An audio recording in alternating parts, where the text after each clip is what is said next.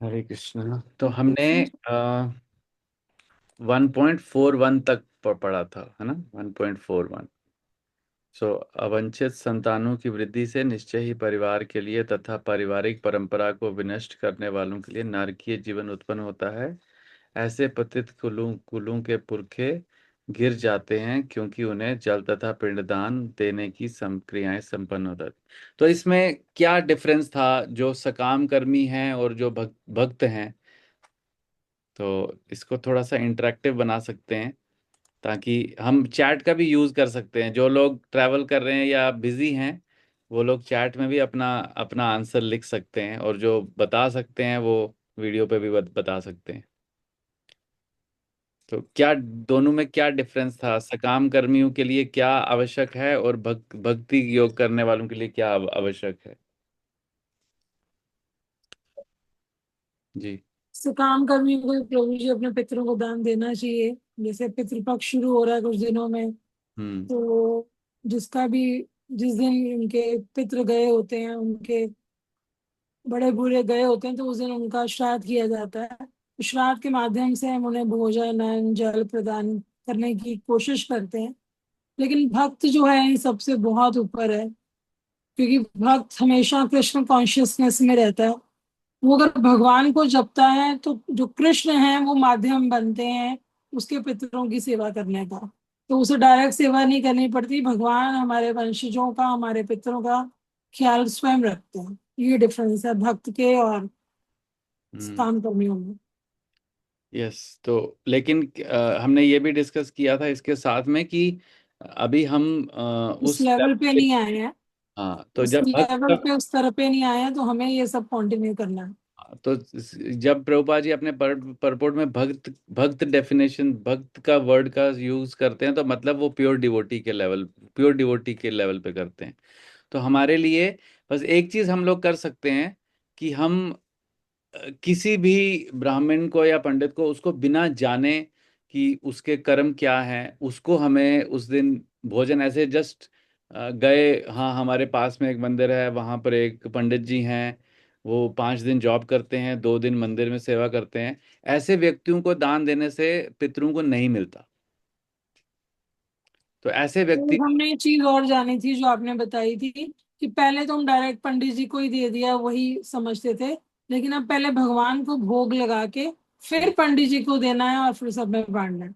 पहले तो हम सीधा पंडित जी को ही दे देते थे, उसी को शुभ मानते थे। तो अब हाँ। हमने ये जाना कि भगवान को भोग लगा के उससे प्रसाद बनाओ और हाँ। फिर उस प्रसाद को पंडित जी को दो। यस। तो पंडित जी अगर रियल पंडित जी हैं, रियल ब्राह्मण हैं, तो वो भोग, बिना भोग लगे हुए वो पहली बात तो खाएंगे ही नहीं।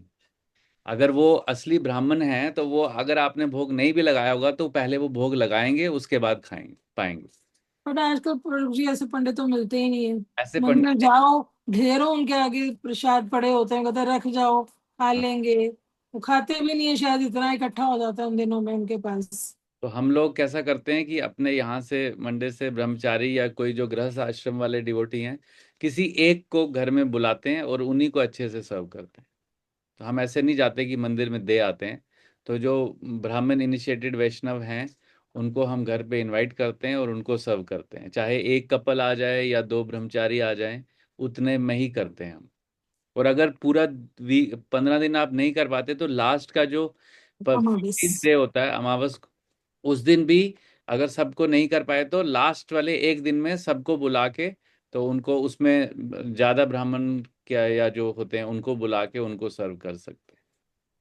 ठीक है। ओके। तो हरे कृष्णा प्रभु। जी प्रभु जी। मैं कह रहा हूँ क्या एक कपल है यहाँ भी है, मौजूद है, कोई बात नहीं, आप बुला सकते हैं, ऐसा कुछ नहीं है।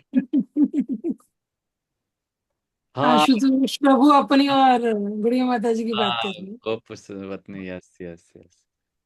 ठीक है। ये तो पार्ट ऑफ जोक है, बट लेकिन हाँ, ये प्रभु जी का जो ये मैटर है सबसे अच्छा है, सबसे बढ़िया यही है, किसी किन्हीं भक्त को बुला के, मैं डिवोटी को आपको बुला कॉल के। करूंगी। हरे कृष्णा प्रभु जी। हरे कृष्णा। प्रभु जी मैं आपको कॉल करूंगी माता जी को भी। बिल्कुल बिल्कुल। अरे हमको क्यों बुला रहे हो, बहुत लोग हैं आपके यहाँ नहीं जाना, हमें तुम्हें तो क्या जा सकते हैं। हाँ। बाकी बहुत सारे हैं आपके यहाँ, तो बहुत सारे लोग जाने। चलिए गुड। देखो माता जी भी आ गई। ठीक है, तो हम हाँ प्रभु जी। जोक्स अपार्ट, तो हम लोग ने ये बहुत अच्छा कॉन्सेप्ट था जो अर्जुन अपना विचार व्यक्त कर रहे थे कि अगर पितरों को जो है वो पिंडदान नहीं मिलता है तो वो उनकी आगे की जो गति है वो नहीं होती, उनको भोजन नहीं मिलता, वो पाप जो उनके पाप पुण्य हैं वो कम नहीं होते, तो उनको वेटिंग हॉल में वहां पे बहुत देर तक बैठे रहना पड़ता है, और फिर स्वर्ग या नरक बेसिस उनके कर्मा के आधार पर उनको आगे जाना होता है। हरे तो कृष्ण प्रभु। प्रभु एक क्वेश्चन है मेरा इसमें। जी, जैसे अभी तक हमें ये अभी नहीं पता था कि वैष्णव को हमें ये पितृपक्ष में खिलाना चाहिए पंडित को। लोग तो सारे ऐसे करे कि सबके पितरों का फिर कैसे होता होगा। सब तो अब कृष्णा कॉन्शियसनेस नहीं है। तो अब आप देखते ही हो कि लोगों के छोटे छोटे बच्चों का देहांत हो जाता है, छोटे छोटे, और या किसी के परिवार में किसी के बच्चे की शादी होती है तो वो टूट फूट जाती है, तो ये कारण है क्योंकि वो जो उस परिवार के जो पितृ हैं वो खुश नहीं होते, वो उनको वो वहां पे तृप्त नहीं होते हैं, और वो बद्दुआएं देते हैं फिर। तो ये उनको कैसे समझाया जाए, इस चीजों को हम लोग कैसे इसीलिए तो समझाए। इसीलिए तो हमें प्रचार करना चाहिए। प्रभुपाद जी ने क्यों बोला है प्रचार ही सार है। जब तक हम दूसरों के पास जाएंगे नहीं तो उनको पता कैसे चलेगा कि ऐसा नहीं करना है। इसलिए जो भी हर कोई जो भी भक्त है या जो भक्ति कर रहा है या करना शुरू किया उसने, तो उसका ये ड्यूटी बनता है कि वो जितने भी लोगों को जानता है उनके पास जाए। बोलते हैं ना, जा रे देखो तारे कहो कृष्ण उपदेश। तो ये ड्यूटी है, इसमें कोई ऑप्शन नहीं है हमारे पास कि हम हमारी मन करेगा तो हम बताएंगे। जैसे आप लोगों की दीक्षा हो चुकी है तो आपको गुरु के प्रति एक वो है, ड्यूटी बनती है कि जिसको भी मिले उसको बताएं, जो भी प्रभु जी मिले। हम आते हैं, सामने वाला रिस्पॉन्स नहीं देता, एक बार दो बार वो तीन आपका बार काम नहीं है। वो आपको प्रभुपाद जी से प्रे करना है, उसके लिए आपको पढ़ना है बहुत डिटेल में, ताकि सामने वाले का 10 क्वेश्चन आएंगे तो आप उसके आंसर दे सकने चाहिए। तो उसी के लिए तो हम लोग गुरु परंपरा से जुड़ते हैं ना, क्योंकि गुरु परंपरा से जुड़ने का, गुरु शिष्य का मीनिंग क्या है कि वो गुरु के आदेश, गुरु का जो भाव है उसको आगे लेके जाए। तो गुरु का भाव क्या है, हमारी गुरु परंपरा का भाव क्या है, प्रचार ही सार है। तो जब तक हर व्यक्ति को हम भगवान के साथ नहीं जोड़ लेते तब तक हमारा मिशन कंप्लीट नहीं होता। तो इसलिए ये बहुत इंपॉर्टेंट है। जो भी ठीक। दिखता है, जो भी मिलता है, उसको जैसे उसको समझ आता है वैसे उसको बताना चाहिए। तो उसके लिए बुद्धि हमें भगवान से ही मिलती है। हमें उनको प्रे करना चाहिए कि इतने सारे लोग हैं, मैं उनको, मैं देखता हूँ या देखती हूँ कि नहीं वो बहुत कष्ट में हैं, वो उल्टे कार्य कर रहे हैं, लेकिन मेरी बात नहीं समझ पा रहे हैं। और प्रभुपाद जी ने भी यही प्रे किया था जब वो बॉस्टन में पहुंचे थे यूएस में। उन्होंने बोला था आपने मुझे यहाँ ला तो दिया है, अब मेरे वर्ड्स में शक्ति भी आप ही दो, ताकि यहाँ के लोगों को मैं सही डायरेक्शन दे सकूं, क्योंकि मेरे में कोई ताकत नहीं है। तो यही प्रे हम भी कर सकते हैं कि जब हम किसी को कुछ बताने जा रहे हैं तो हम, हमारे बोलने से तो किसी को समझ नहीं आने वाला, लेकिन अगर हम सेम वर्ड्स को रिपीट करेंगे और गुरु परंपरा से प्रे करेंगे कि आप मेरे वर्ड्स में शक्ति दे दो, तो फिर उस शक्ति के कारण सामने वाले को कुछ समझ आएगा ना। वरना ठीक। लोग वही सेम काम कर रहे हैं, करते जा रहे हैं, वही जन्म मृत्यु जरा व्याधि चक्कर में घूमते रहेंगे, घूमते रहेंगे, घूमते रहेंगे, घूमते रहेंगे, और फिर चलता रहेगा वैसे ही। ठीक है, ठीक है। तो हम लोग अभी हमने 42 पढ़ना है, 1.42। तो आप सब लोग निकाल सकते हैं अपने उस पे, BG 1.42।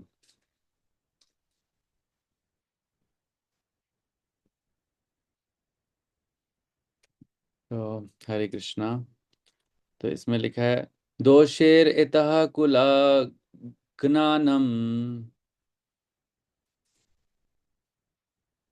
वर्ण संकर करा कहे उत्साद्यन्ते यत यति धर्मा कुला धर्मश्च शाश्वता।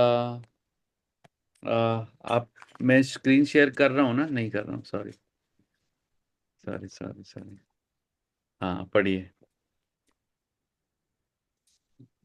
फिर से पढ़ लेते हैं। दोषेरितः कुलघ्नानाम्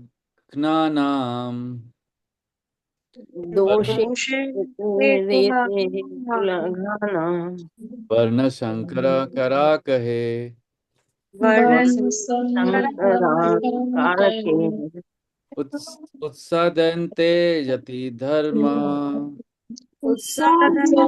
ते धर्मा कुलाधर्मस्य शाश्वता।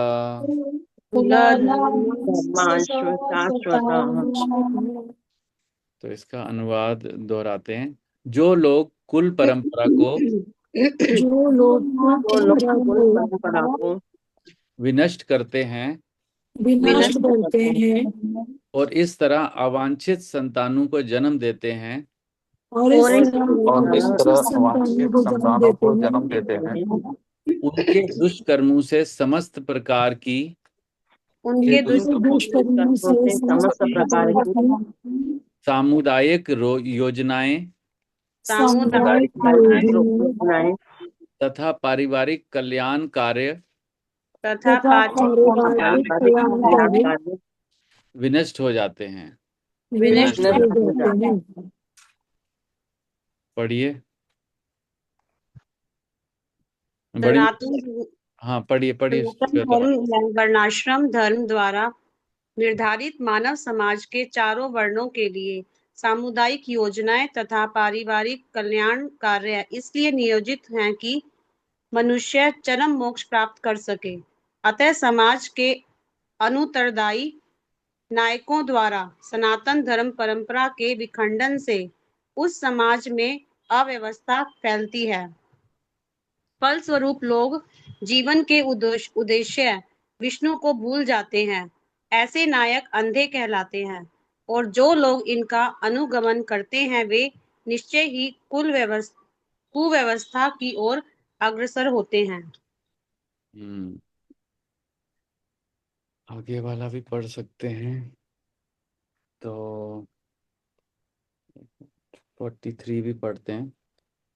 उत्सन्न कुला धर्मानाम उत्सन्न धर्माणां मनुष्याणाम जनार्दन मनुष्य मनुष्याणां जनार्दन जनार्दन नरके नियतम वासो नरके नियतं वासो भवातिथि अनुशुश्रुमा।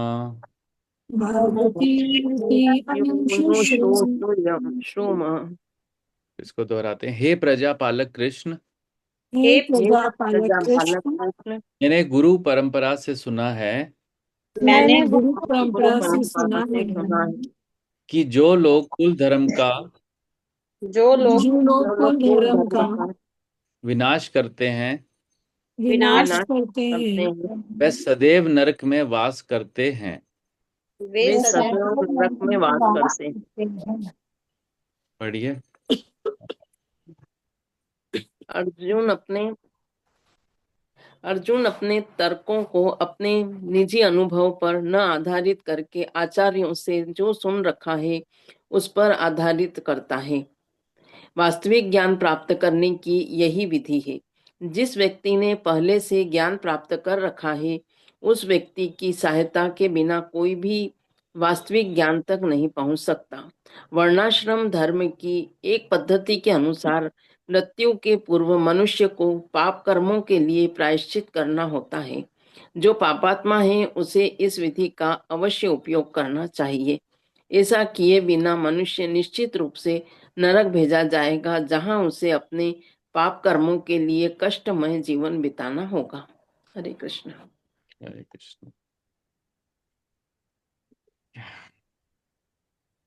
ओम अज्ञानतिमिरन्धस्य ज्ञानाञ्जना शलाकया चक्षुरुन्मिलितं येन तस्मै श्रीगुरुवे नमः।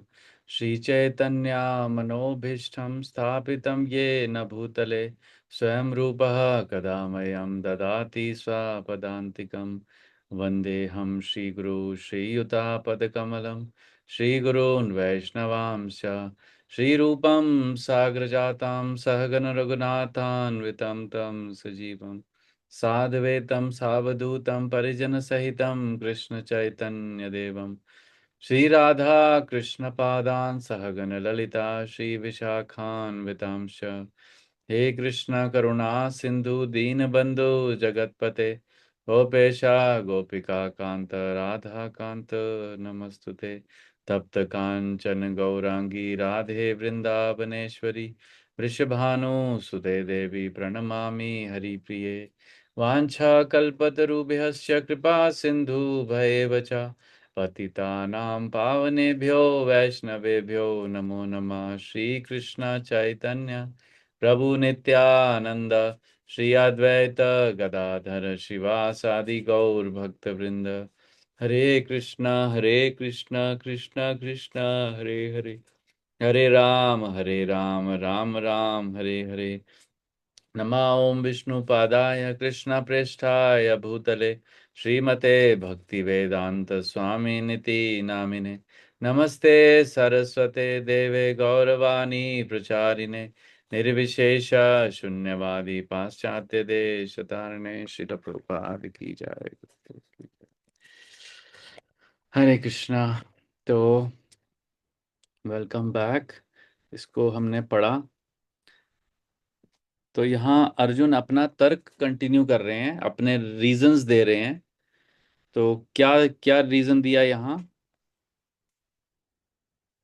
अवांछित संतानों के जन्म से क्या होता है? सब लोग अनम्यूट कर सकते हैं प्लीज। सामुदायिक योजनाएं और पारिवारिक योजनाएं जो है वो विनष्ट हो जाती हैं। सामुदायिक योजनाएं मतलब जाति धर्म, और पारिवारिक योजनाएं मतलब कुल धर्म। तो कुल धर्म और जाति धर्म जो है उनमें विनाश आ गया।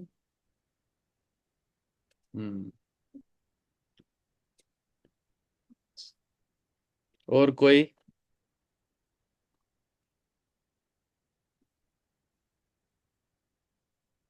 तो सनातन धर्म या वर्णाश्रम धर्म द्वारा निर्धारित मानव समाज के चारों वर्णों के लिए सामुदायिक योजनाएं तथा पारिवारिक कल्याण कार्य इसलिए नियोजित हैं कि मनुष्य चरम मोक्ष प्राप्त कर सके। तो वर्णाश्रम धर्म का जो पर्पस है वो क्या है कि धीरे धीरे स्टेप बाय स्टेप एक व्यक्ति जो है उसकी आध्यात्मिक उन्नति हो। धीरे धीरे अगर कोई शूद्र के लेवल पे है तो धीरे धीरे वो वैश्य के लेवल पे आए। अगर कोई वैश्य के लेवल पे है तो धीरे धीरे क्षत्रिय के लेवल पे आए। जो क्षत्रिय है वो ब्राह्मण के लेवल पे, और जो ब्राह्मण है वो वैष्णव या भक्त के लेवल पे आए। तो इस तरीके से ये सनातन धर्म या वर्णाश्रम धर्म जो है वो मानव समाज के लिए निर्धारित किया गया है, ऐसा मनु संहिता में बताया गया है। लेकिन अतः समाज के अनुत्तरदायी नायकों द्वारा सनातन धर्म परंपरा के विखंडन से उस समाज में अव्यवस्था फैलती है। तो अगर हमारे लीडर्स जो हैं और ऐसे जो परिवार के बड़े बुजुर्ग हैं और जो हमारे लीडर्स हैं जो हमारे लिए इंस्पिरेशन है, अगर वही इस परंपरा का विखंडन करते हैं या उनके ना होने से परंपरा विखंडित हो जाती है, तो ऐसे समाज में क्या होता है? अव्यवस्था फैलती है।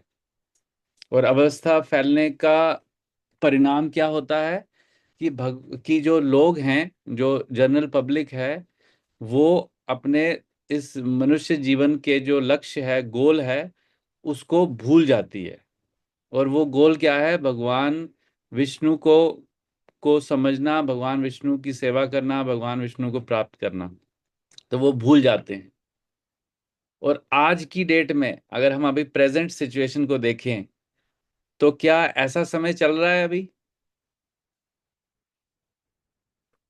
अभी जो अभी जो इस समय हम जिस टाइम पे हैं, तो क्या इस समय सब लोग जो हैं वो सामुदायिक योजनाएं और पारिवारिक कल्याण की योजनाएं जो हैं वो सनातन धर्म या वर्णाश्रम धर्म के आधार पे चल रही हैं, या सब उल्टा चल रहा है?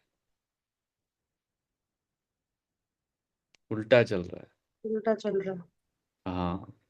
तो ये क्यों हो रहा है? क्योंकि हमने परसों डिस्कस किया था, अवांछित संतानों का जब जन्म होता है, जहां संतान की का इच्छा नहीं की जा रही है। हमने अवैध और अवांछित पे डिस्कशन किया था। तो विद इन मैरिज भी, विवाह के अंदर भी जो संतानें पैदा होती हैं वो अवांछित संतानें हो सकती हैं। तो अगर ऐसी संतानें परिवारों में पैदा होती हैं तो आगे जाके, क्योंकि उनके लिए कोई कोई भी संस्कार या कुछ कोई महत्व नहीं नहीं देता, और वो ऐसी जीवात्माएं होती हैं जो कि आसुरी प्रवृत्ति की होती हैं, और उन उन जीवात्माओं का उद्देश्य क्या होता है? सिर्फ इंद्रिय तृप्ति करना। तो फिर ऐसे ही यही जो बच्चे होते हैं, यही बाद में जब जाके बड़े होते हैं तो ये सामुदायिक योजनाएं और पारिवारिक कल्याण कार्य को महत्व नहीं नहीं देते। जैसे आज जो व्यवस्था है उसका कारण आज से 2 से 3 जनरेशन पहले के लोग हैं। ये अभी जो हम देख रहे हैं, this is the effect, this is not cause. लेकिन आज जो हम कर रहे हैं उसका इफेक्ट हमारे हमारे बच्चे या हमारे 3 जनरेशन बाद के लोगों को उसका इफेक्ट देखने को मिलेगा। इसलिए इसलिए अर्जुन ने पिछले 2-3 श्लोकों में पहले बोला कि जब परिवार के वयोवृद्ध व्यक्ति, जब उनका नाश हम कर देंगे, अगर हम उनको मार देंगे, तो परिवार के लिए अच्छा नहीं होगा। उसमें स्त्रियों का पतन हो जाएगा, उनसे अवांछित संतानें पैदा होंगी, और फिर अब उसका आगे इफेक्ट वो इफेक्ट था, अब कॉज बताया था, अब इफेक्ट बता रहे हैं कि होगा क्या। ऐसे नायक अंधे कहलाते हैं। मतलब ऐसे जो लीडर्स हैं, प्रभुपाद जी अपने लेक्चर में बार बार बताते हैं, ब्लाइंड फॉलोइंग द ब्लाइंड। जब अंधे लोगों को के पीछे चलते हैं, तो आगे वाला अंधा अगर कुएं में जाता है, गड्ढे में गिरता है, तो पीछे जितने अंधे चल रहे होते हैं वो भी गड्ढे में गिरते हैं। एक अंधा दूसरे अंधे को रास्ता दिखाता एक अंधा दूसरे अंधे को रास्ता दिखाता है। तो है। सेम इसीलिए, सेम लाइन। यस, बिल्कुल सेम है। तो इसलिए हमारा एक एक एक्टिविटी जो है ना, हमारा एक एक एक्टिविटी हमारे दिन का, प्रेजेंट डे में, वो डिफाइन करेगा कि आगे 50 साल बाद की जो व्यवस्था होगी हमारे समाज में वो कैसी होगी। हम तो यहाँ से चले जाएंगे, मान लो अगर हम ऑलमोस्ट अभी 40-50 के बीच में हैं एवरेज, तो हम तो 30-40 साल 50 साल मैक्सिमम के बाद चले जाएंगे। लेकिन हमारे बच्चों के सामने जो समाज उस समय होगा, उसका कारण हम लोग होंगे। और हमारे सामने, हम जिस समाज में अभी रह रहे हैं, उसमें जो जो प्रॉब्लम्स हैं, उसमें हमारे कर्म तो इफ हम मतलब हम लोगों के कर्म तो हैं ही कि हमें ऐसा ऐसा भुगतना पड़ रहा है। लेकिन उस समय के जो लोग हैं, उस समय अ, कैसे कैसे संतान उत्पन्न हुए, कैसे उनकी परवरिश हुई, और कैसे उनको दुष्कर्मों से दूर रखा गया, कैसी सामाजिक सामुदायिक योजनाएं बनी, परिवार में कैसे एक दूसरे को स्पिरिचुअली एलिवेट करने का माहौल था, उस पे डिपेंड करता है। तो आप हम नहीं बोल सकते अगर हमारे बच्चे बड़े हो चुके हैं तो हम बोलें जी ये नास्तिक पैदा हो गए हैं, बिकॉज वो तो इफेक्ट दिख रहा है हमें। उसका कॉज जो है वो बहुत पहले उसका कॉज हुआ है, और उस समय शायद हम ये सब चीजें जानते भी नहीं थे। तो इसके आगे अर्जुन बोलते हैं कि हे प्रजापालक कृष्ण, मैंने गुरु परंपरा से सुना है कि जो लोग कुल धर्म का विनाश करते हैं वह सदैव नरक में वास करते हैं।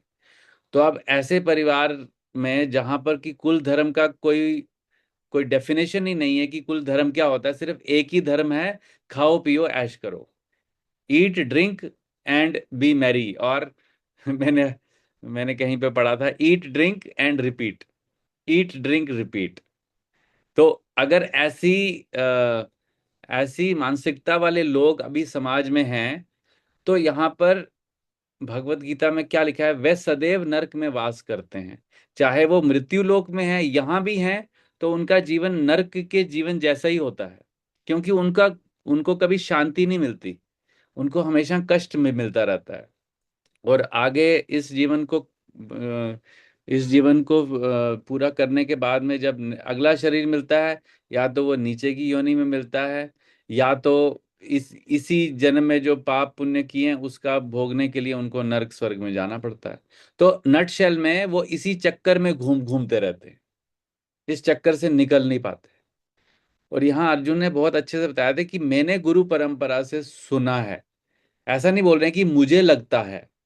तो अर्जुन को बहुत अच्छे से समझ है कि कोई भी, अगर मैं किसी को कुछ तर्क दे रहा हूं, तो अगर मैं गुरु परंपरा से जो मैंने सुना है, जैसे उनके द्रोणाचार्य गुरु हैं, कृपाचार्य हैं, उनसे अगर सुना है, या भीष्म पितामह से सुना है जो उनके बड़े थे घर में, तो वो ऐसा बता रहे हैं। तो भगवान को जब वो बता रहे हैं तो ऐसा नहीं कि अपने मानसिक अपने मन में जो आया वो बोल रहे हैं। तो यहाँ पर प्रभुपाद जी उसी को बहुत स्ट्रेस दे रहे हैं। अर्जुन अपने तर्कों को अपने निजी अनुभव पर ना आधारित करके आचार्यों से जो सुन सुन रखा है उस पर आधारित करता है।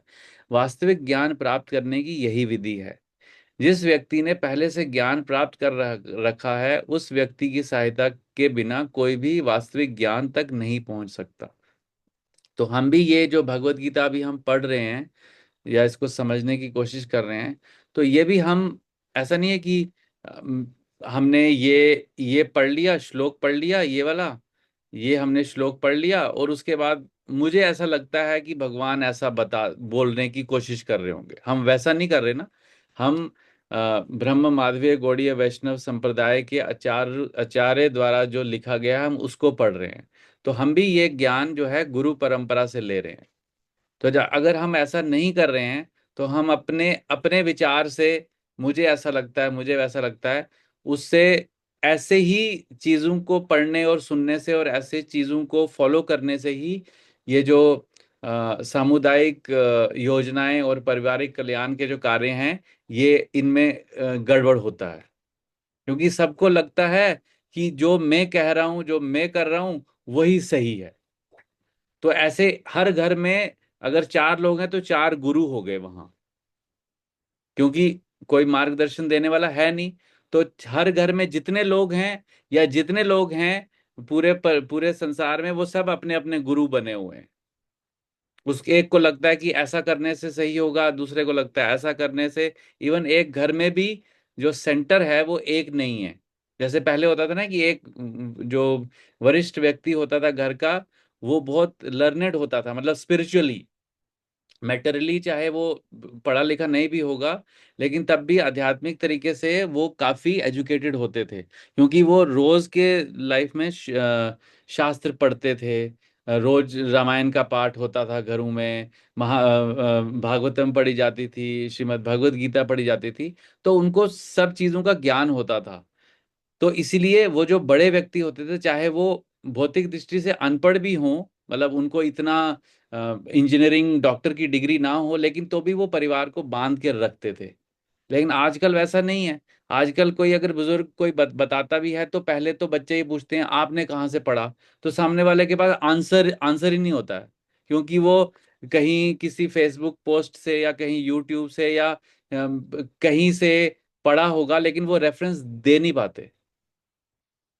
तो इसलिए जो आगे की जनरेशन है वो, उन पे उतना बिलीफ नहीं आता। और अगर अगर उन्होंने अपने बचपन से, जैसे पोते जो हैं उन्होंने अपने दादा को देखा है, या अपने बच्चे जो हैं उन्होंने अपने फादर मदर को देखता है कि वो रोज पढ़ते थे, तो उनको फेथ रहता है, हाँ मेरे पापा मम्मी ये बचपन से पढ़ते थे, तो ये जो मुझे बोल रहे हैं ये वहीं पे लिखा होगा, उसी से बोल रहे हैं। तो वो उनको बचपन से फेथ होता है।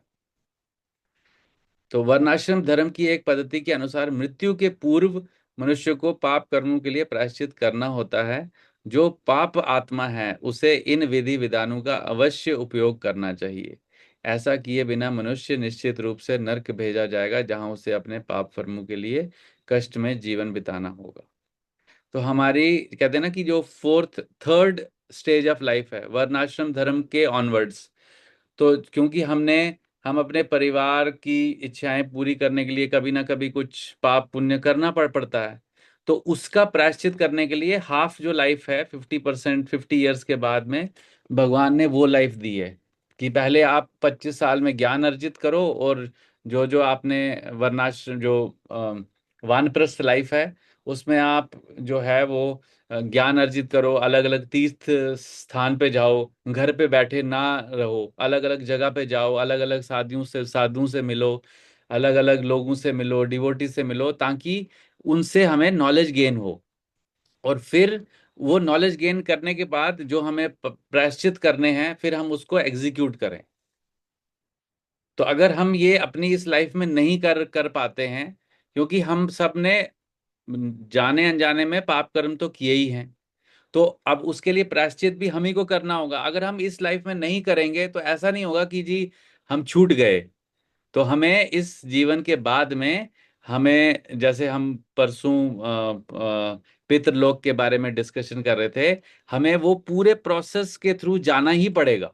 देर इज नो शॉर्टकट कि हम, हाँ एक शॉर्टकट है बस, अगर हम भक्ति कर रहे हैं तो हम भक्ति अगर हम बहुत ही सीरियसनेस से कर रहे हैं, तो फिर हमारे पाप और पुण्य कर्म दे जो हैं वो दोनों खत्म हो जाते हैं। लेकिन अगर हम भक्ति नहीं कर रहे हैं तो हमें सकाम कर्मों की विधि से प्रायश्चित करने होते हैं। उसके लिए ये यज्ञ कर लो, वो यज्ञ कर लो, ये यहाँ जाओ, उसको दान दो, ये करो। तो ये सब कर्म कांड की विधियां करनी होती हैं। लेकिन अगर हम भक्ति कर रहे हैं तो उसमें हमें इतनी सीरियसनेस से भक्ति करनी चाहिए कि हमें पता है कि हमने ऐसे कर्म तो किए हैं, अब उसका प्रायश्चित भी करना है। अभी टाइम का पता नहीं है कि अगले 1 मिनट है या 7 मिनट है या 70 साल है। तो उसी सीरियसनेस से करना चाहिए जितना परीक्षित महाराज ने किया था। उनके पास तो 7 दिन थे, हमारे को तो 7 मिनट भी नहीं पता है। तो ये बहुत इंपॉर्टेंट इंस्ट्रक्शंस हैं यहाँ जो अर्जुन के थ्रू हमको मिल रही हैं, कि हमें इसी लाइफ में अपना ये जो प्रायश्चित वाला कार्य है, प्रायश्चित अगर हम भक्ति करते हैं तो हमारा प्रायश्चित ऑटोमेटिकली होता है, क्योंकि हमारा हार्ट क्लीन होता है जो हमारे 6 असुर हैं उनसे। और फिर हम आगे के जीवन को, आगे फिर हमें एटलीस्ट मनुष्य का जन्म मिलता है, इतना प्रभुपाद जी बोलते हैं। सुचिनाम श्रीमताम गेहे, मतलब या तो धनी परिवार में या किसी वैष्णव के घर में या ब्राह्मण के घर में। तो ये क्लियर है कि जो भक्ति है उसके कितने बेनिफिट्स हैं। एक तो ये पाप पुण्य कर्मों से चक्कर निकल के, उसके बाद जो परिवार की जो पूरी व्यवस्था है उसको एकदम लाइन पर रखने में। तो ये सारी चीजें जो हैं ये भगवत गीता से हमें समझने को मिलती हैं। तो हमें करना सिर्फ उतना ही है कि रोज ध्यान पूर्वक, हिज होलीनेस गोपाल कृष्ण गोस्वामी महाराज बोलते हैं, the instruction is not to chant 16 rounds, the instruction is to chant 16 attentive rounds. तो 16 वाला मतलब अटेंटिवली, विदाउट एनी डिस्ट्रैक्शंस, कि वो भी साथ में चल रहा है, वो भी साथ में चल रहा है, हर काम साथ में चल रहा है और साथ में 16 माला भी हो गई। वो इंस्ट्रक्शन नहीं है प्रभुपाद जी का या गुरु परंपरा का। Very attentive 16 rounds, and then बाद में अपने बाकी काम आप करो, लेकिन give priority to the chanting, क्योंकि यही हमें प्रोसेस जो है ये हमें पश्चाताप को भी हम इसी से पूरा कर सकते हैं। और उसके बाद हमारे परिवार के जो भी परंपराएं हैं उसको सही डायरेक्शन में आगे, ताकि सब उसको फॉलो करें, ये उसका भी बेनिफिट यहीं से होगा। क्योंकि हम करेंगे तो बच्चे भी फॉलो करेंगे धीरे धीरे कर हमको देख के। ठीक है, हरे कृष्णा। और कोई इसमें कोई क्वेरी है, जो कुछ चीजें क्लियर नहीं हो? बहुत सारे डिवोटीज हैं। नहीं, हरे कृष्णा प्रभु, क्लियर है बहुत कुछ। चैंटिंग तो बेस तो चैंटिंग ही है अगर देखा जाए तो। अगर हाँ, आपकी 16 माला ढंग से होती है तो अपने आप सब कुछ सही जगह पे सब काम सही होगा। आपके लिए तो ये बिल्कुल एप्लीकेबल है, क्योंकि आपको ये चीज आपको 2-3 साल से बड़ा क्लियर है। और इसी कारण आपको अभी गुरु महाराज का वो मिला है, उनके उनके साथ आप जुड़े हो। क्योंकि चैंटिंग अगर क्लियर है ना, ये माइंडसेट क्लियर है कि चैंटिंग इज द बेसिस, तो then we are on track.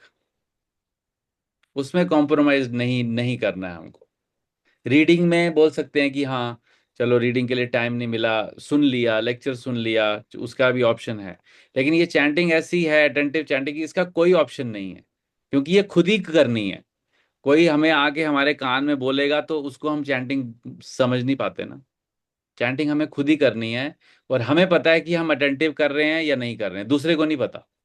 किसी भी दूसरे को नहीं पता। अगर हम साथ में बैठे भी हैं ना एक डिवोटी के, तो उसके माइंड में क्या चल रहा है वो हमको नहीं पता। वो बाहरी दृष्टि से लग रहा है कि वो बड़ा ध्यान से बैठा है, चैंटिंग कर रहा है, बोल भी रहा है, सुन भी रहा है। माइंड में क्या चल रहा है वो सिर्फ उसी डिवोटी को पता है कि उसके माइंड में क्या क्या चल रहा है। ठीक है, तो focus on the chanting, this is the, यही प्रोसेस भी है और यही गोल भी है। प्रभुपाद जी बोलते थे कि हमें चैंटिंग करने से क्या मिलेगा। तो प्रभुपाद जी किसी से पूछा उन्होंने कि आप चैंटिंग करते हैं तो चैंटिंग करने से क्या मिलेगा, हरे कृष्णा का, हरे कृष्णा करने से क्या मिलेगा। तो प्रभुपाद जी बोलते थे हमें और हरे कृष्णा करने का मौका मिलेगा। तो this is the goal and this is the process. नहीं, साथ में एक लाइन और ऐड किया उन्होंने, जहाँ मैंने कहीं सुना है प्रभु, कि हाँ उन्हीं से सुना है उनके लेक्चर में, कि इससे कोई आपको नुकसान कुछ नहीं है। हाँ, फायदा कम हो सकता है, डिपेंड ऑन योर चैंटिंग, कि हाउ टू मतलब डूइंग एक्चुअली। attentively, बट हाँ। लेकिन आपको नुकसान कुछ नहीं है, फायदा और क्या कितना लेना है वो आप पे डिपेंड करता है, कितना आप इससे मतलब नुकसान तो कोई भी नहीं है। benefit हाँ, नुकसान एक ही है कि आपको जन्म मृत्यु के चक्कर से छुटकारा मिल जाएगा। कुछ मिलेगा। हाँ, अगला जन्म में यार, ये तो है, ये तो नुकसान नुकसान ये है, हो, बहुत बड़ा बहुत बड़ा। ट्रेजेडी है। हाँ जी, यस सुमन माता जी कुछ बोल रहे थे आप। हाँ जी प्रभु जी, मैं वही कह रही, ये नुकसान नहीं, बहुत बड़ा फायदा है हमारे हाँ, लिए मतलब तो। लोगों को लगता है ना कि नहीं हम तो यहीं आएंगे, यहीं ऐश करनी है, कहाँ हमें क्या पता कि कौन सा लोग हो रहे हैं, यहीं रहेंगे दोबारा आ जाएंगे। जैसे एक बार प्रभुपाद जी एक जगह बोल रहे थे कि if you don't take the process of devotional service you will become dog. तो एक बच्चा वहाँ ऑडियंस में बैठा था, I love dogs, I I will become dog, I want to become dog, so that's okay. तो प्रभुपाद जी ने बोला ठीक है, प्लीज प्लीज कैरी ऑन। तो कुछ लोग चाहते हैं कि वो यहाँ आए और उसके बाद यहाँ जो एंजॉय कर रहे हैं उसको कंटिन्यू करें, तो ऐसा लोग चाहते भी हैं। प्रभु जी कोई लोग तो हमें पागल समझते हैं कि गले में कंठी माला मैंने 3 राउंड की पहनी है ना, तो इतनी मोटी पहनी है, तो लोग मुझे देख के स्कूल में ना सब मुझे देखते रहते हैं कि ये इतनी मोटी पहनी हुई है। तो हम्म। मतलब वो समझते हैं कि इतनी उम्र में आके अभी क्या कर रही है, अभी तो बहुत एज पड़ी। उनके मन में ये बड़े क्वेश्चन आते हैं, क्योंकि उनकी जो रिएक्शन होता है ना, मुझे देख के वो फीलिंग आ जाती है कि वो मुझे कुछ कहना चाह रही, मेरी माला को देखते हैं तो। आपको आपको उनको देखकर आपको एक दया भाव आना चाहिए।